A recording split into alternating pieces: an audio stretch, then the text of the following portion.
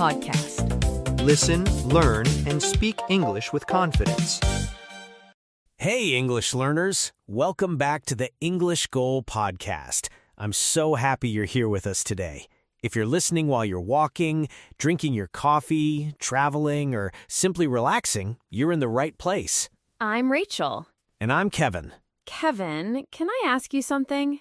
Of course, Rachel. What's on your mind? What's something you're afraid of? That's a difficult question. I think I've had many fears at different times in my life.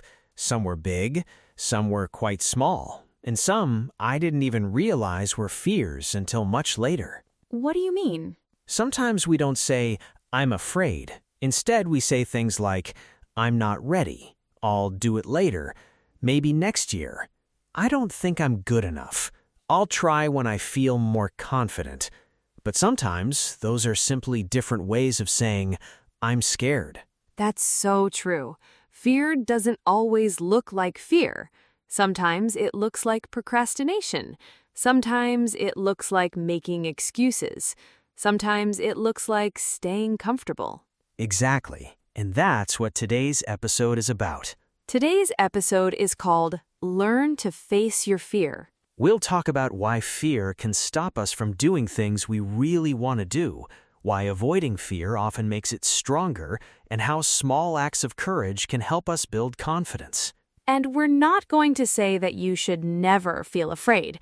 Fear is a normal part of being human. Exactly. Being brave doesn't mean having no fear.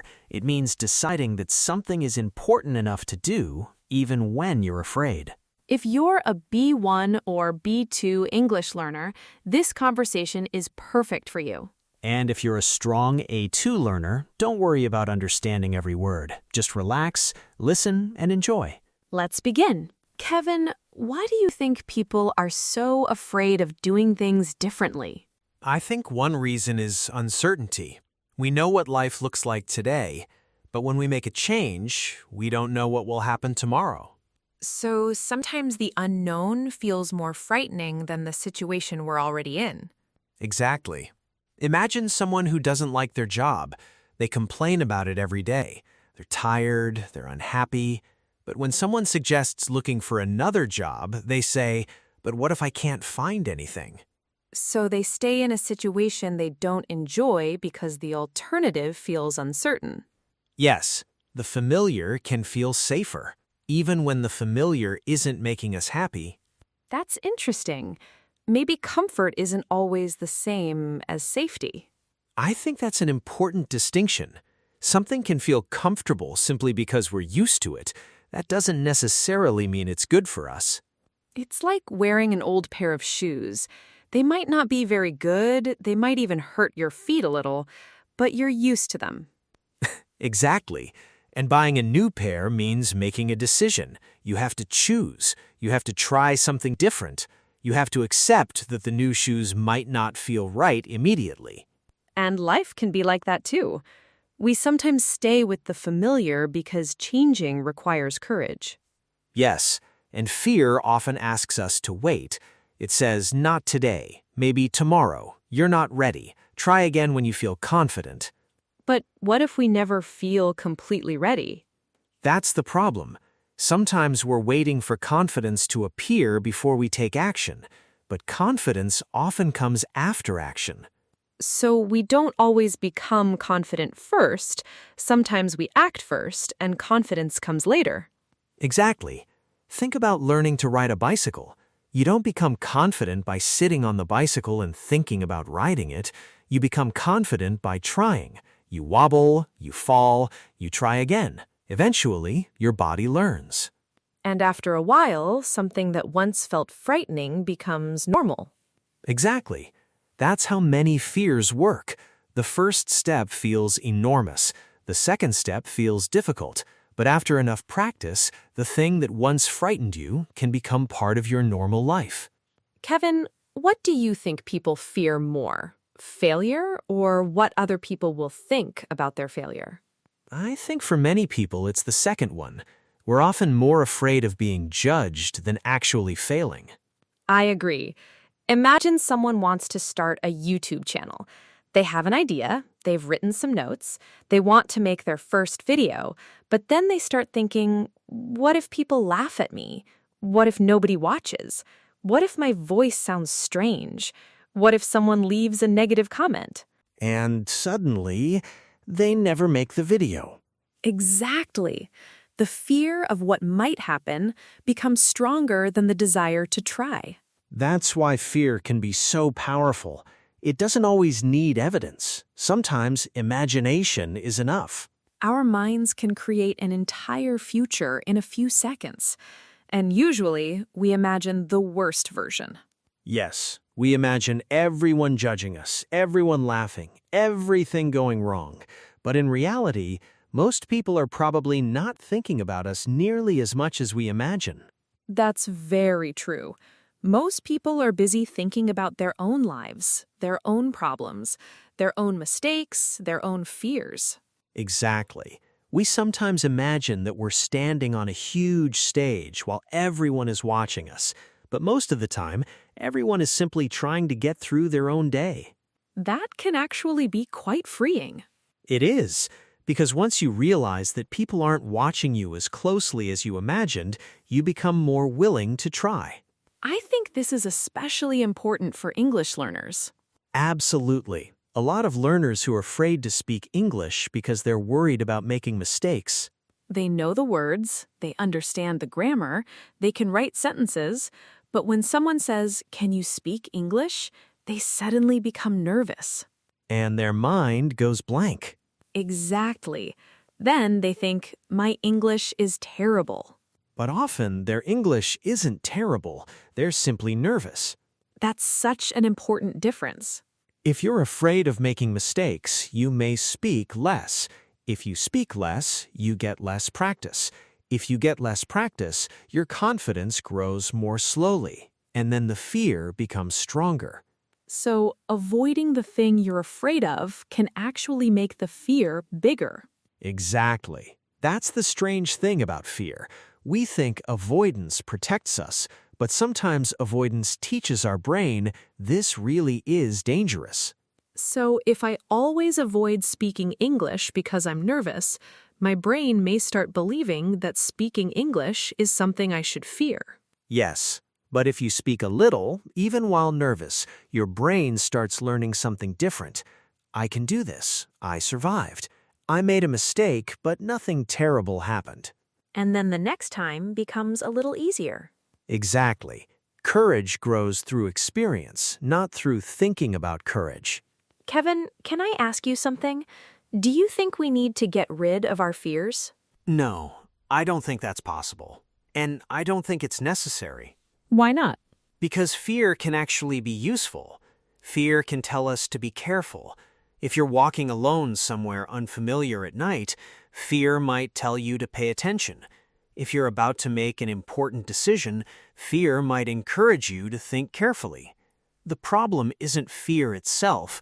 The problem is when fear controls every decision we make. So, fear can be a signal, but it shouldn't always be the driver. Exactly. That's a good way to put it. Fear can sit in the passenger seat. It doesn't have to drive the car. I like that, because sometimes we treat fear like it's the boss. Fear says, "Don't go," and we immediately obey. Yes, but we can learn to say, I hear you, I understand you're trying to protect me, but I'm going to decide what happens next. That sounds powerful. It is, because courage isn't the absence of fear. Courage is choosing your actions even when fear is present. Can you give an example? Imagine you're afraid of speaking in front of a group. You have a presentation tomorrow. Your fear says, cancel it. You could listen to the fear and avoid the presentation, or you could say, I'm nervous, that's okay. I'll practice tonight. I'll prepare my notes, and tomorrow I'll do my best. You're still afraid, but you're moving forward. So, courage can be very ordinary. It doesn't always look dramatic. Exactly. Sometimes courage is making a phone call you've been avoiding. Sometimes it's asking for help. Sometimes it's saying no. Sometimes it's starting again. Sometimes it's speaking English even though you're worried about making mistakes. Sometimes it's telling someone how you really feel. Yes, and sometimes it's simply getting out of bed and trying again after a difficult day. I think we sometimes imagine courage as something huge, like climbing a mountain or doing something dangerous. But everyday courage can be much quieter. Absolutely. And I think that's the kind of courage most of us need. There's another thing about fear that interests me. Sometimes we're not afraid of failing, we're afraid of succeeding. That's a fascinating idea. Think about it. If you succeed, your life might change. You might have more responsibility, people might expect more from you, you might have to leave your comfort zone. That's true. Success can create uncertainty too. Imagine someone wants to become fluent in English. They dream about speaking confidently. But becoming confident might mean speaking with new people, giving presentations, traveling, applying for better jobs, meeting people from different countries. Suddenly, their dream requires them to become a different version of themselves. That's a really interesting point. Sometimes we're not afraid of the goal, we're afraid of the person we might need to become to reach it. Exactly. And that's why growth can feel uncomfortable.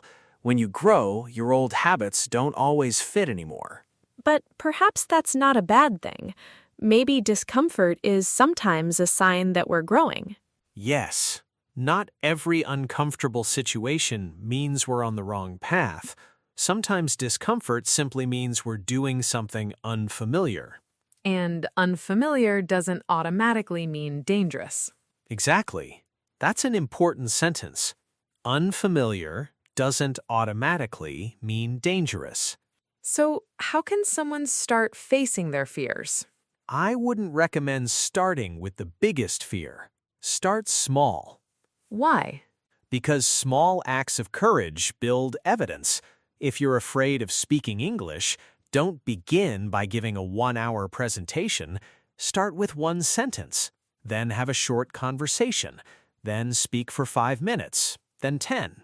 You're teaching your brain, I can do difficult things. Exactly. The goal isn't to become fearless overnight. The goal is to become a little braver through practice. That's much more realistic. And remember, you don't need to wait until your fear disappears. You can carry your fear with you. You can say, I'm nervous, and I'm going to do it anyway. I think that's one of the most useful sentences we can learn. I'm nervous, and I'm going to do it anyway. Exactly. Because bravery isn't a feeling, it's a decision. And every time you make that decision, you become a little more familiar with courage. Maybe the goal isn't to become someone who never feels fear. Maybe it's to become someone who doesn't let fear make every decision. I think that's exactly it. And once you understand that, fear begins to lose some of its power. Because you realize, I can feel afraid and still move forward. And sometimes that's all the courage you need. Kevin, I think there's another important question. What happens when we face a fear and things don't go well? That's always possible. Facing your fear doesn't guarantee success. Sometimes you try and you fail. Sometimes you speak and make mistakes. Sometimes you take a chance and it doesn't work out. Then what? Then you learn, and you try to separate the result from your identity. If something doesn't work, it doesn't mean you're incapable. It means that particular attempt didn't work. That's an important difference. I failed sounds like an identity. This attempt failed sounds like information. Exactly. And information can help you improve. So even failure can become part of courage. Absolutely. Imagine someone learning to swim. They don't become a good swimmer because every attempt is perfect. They improve because they practice. The same is true for speaking English. You won't always find the perfect word. You won't always use the perfect grammar. You might pronounce something incorrectly. But every attempt gives you experience. And experience makes the next attempt easier. Exactly. That's why I think we should stop asking, how can I avoid making mistakes, and start asking, how can I learn from my mistakes? That changes everything. There's also something beautiful about facing fear. You discover things about yourself. Like what? You discover that you're stronger than you thought. You discover that you can handle uncertainty. You discover that embarrassment doesn't last forever. You discover that failure isn't the end. And sometimes you discover that the thing you were afraid of wasn't as frightening as you imagined. That's true. Fear often looks bigger from a distance. Exactly. A small step can change your perspective. Before you take the step, you think, this is impossible. After you take it, you think, that wasn't so bad. And then you're ready for the next step. Yes, that's how courage grows, one small decision at a time. Now it's time for today's word walk. Let's learn 5 useful English words from our conversation. Word 1, fear. Fear is the feeling you have when you believe something may be dangerous, difficult, or unpleasant. For example, fear stopped her from trying something new. Word 2, courage. Courage means the ability to do something difficult or frightening even when you're afraid. For example, it took courage to speak in front of so many people. Word 3, uncertainty. Uncertainty means not knowing what will happen in the future. For example, the uncertainty of moving to a new city made him nervous. Word 4, avoidance. Avoidance means staying away from something because it makes you uncomfortable or afraid. For example, avoidance can make your fear stronger over time. Word 5, confidence. Confidence means believing in your ability to do something successfully. For example, speaking English every day helped her build confidence. Thank you so much for listening with us today. And remember, you don't have to be fearless to move forward. You just